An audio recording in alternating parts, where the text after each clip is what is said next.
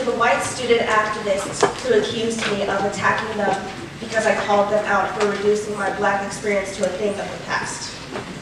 You claimed you loved the power of black female voices, but completely dismissed my black female voice by saying there's not much racism at your school, and by saying the Black Parkland students didn't get the attention they deserve because they didn't protest in the way people are open to.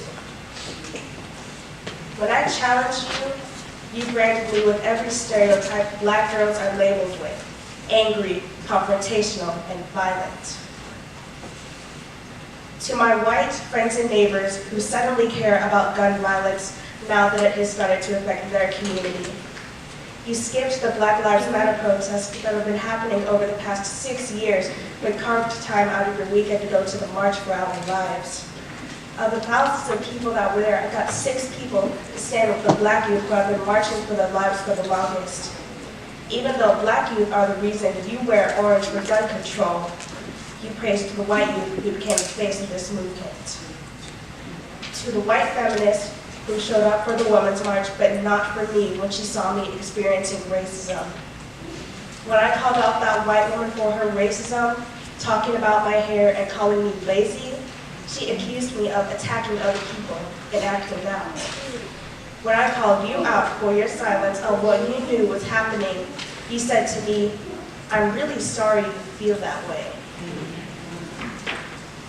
To my white and non-black childhood friends of color who unfollowed me on Instagram because I talk about race, more specifically the white girl in art class who made a political statement about feminism by celebrating the white female body. When I made a political statement about womanism, it offended you so much that you, along with several of my childhood friends, disowned me. At first, I was offended. Then I realized that you do not like me for me. Now that I'm comfortable with my blackness, you don't love me anymore. I hope I've learned the hate you have given me.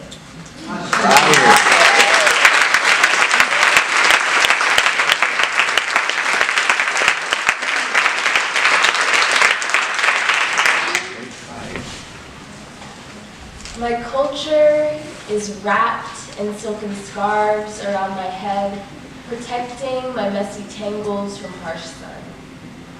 It is clinging to my thighs in summer heat and telling my friends that I am just as feminist as they are.